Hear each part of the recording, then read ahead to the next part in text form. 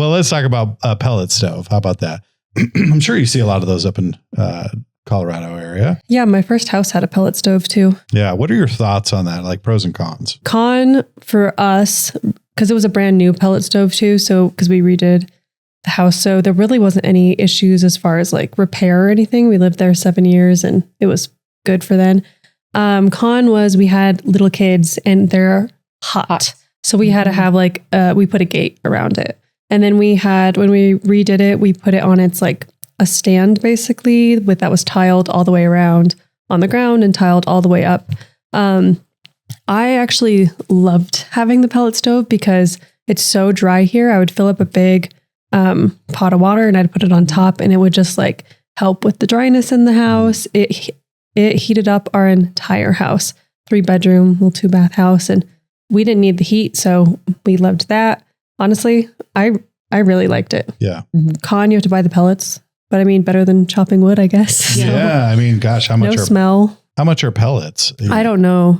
This was a long time ago. And I couldn't tell you now, because my parents have a pellet stove and I can tell you that a couple years ago, there were some shortages of it. And that is the only heat that my stepdad has in his house. And I can remember driving all the way to Cortez to the Big R because they actually got a load of them. And I called in advance and I asked them to hold them and I prepaid him and I drove up there and I got him and brought him back to him because it's his only source of heat. And you could not find pellets anywhere for 100 miles around us. So that's the one problem. If it's wood, you can go out and chop it. It's work. But if you can find the resources everywhere. If you're waiting for somebody to import them, that's one of the downfalls to it. Yeah. I also don't know. Is there any like chemical issue with pellets? I don't know what they are. I don't even know what they are. It is pressed sawdust. It's pressed wood, but I have no idea if they put anything in it. I agree. I mean, that could be an issue too. I don't know if they use stuff to make them stay together. Well, one thing, my mother lives very rural. She's way out there. And she has a fireplace. It's more like a potbelly stove. So, and when we're describing a potbelly stove, it's, it's kind of a cylinder looking thing and you throw a couple logs on and it will stay hot for many, many hours. And I kept trying to say, why don't you, instead of going out and cutting wood, or having wood dropped off at the house or whatever else, why don't you get a pellet stove? And her big concern beyond the shortage of pellets that you may see every once in a while was the electricity going out. The electricity goes out. That's what the pellet stoves work on.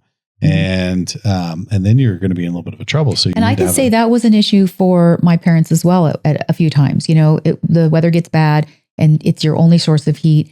And so they always had a backup generator because if the power goes out and that's your only source of heat, I mean, I guess it would too, even with a gas, just a forced air gas unit. Yeah. But yeah, they would have to, they live very rural as well. So that was an issue for them as well. I know for financing, if that's your only source of heat, you can't go FHA either. So you can't get an FHA loan if your only source of heat is a stove. A wood stove. Yeah. Yeah. Interesting. Well, I think the other thing to think about when you're saying the difference between wood, gas, or pellet stove is efficiency. Like if you take a wood burning stove or fireplace, you can only get as hot as the amount of wood you put on there. And it can get super hot. And your house gets, it can get pretty uncomfortable in there. It gets so hot. But then again, if it goes out, you're done. A gas stove, less heat can get pushed out, but it has a blower and it is usually on a thermostat. Yeah, a lot more regulation. Yeah. Yeah. But like a room like this, it might warm it up. It doesn't necessarily keep the whole house warm like a pellet stove would. A pellet stove, you can, it has a blower, it pushes a lot more heat out and it can heat a whole house. So those are the differences. Yeah. I have a gas stove right now and we have, a 2-story living room and it keeps the living room. It warms up the living room, but that's about it. I want, all I know about fireplaces really is, those like ones that were in castles that were like the entire wall and they were huge. That's what I want. Right. But I don't like the smell of smoke and I don't want to take, I like the crackly sound. Yeah. I don't want the smell of it. I don't want to take care of the fire. And also I would never sleep with the fire on. Like I love those Kiva fireplaces, like in the bedrooms and stuff. I just can't sleep with the fire on. I can't even sleep with like my Christmas tree on, let alone that would make me nervous. Yeah. But I love the idea of like a huge fire, like a little fire in the dining room, like you were saying. I love that.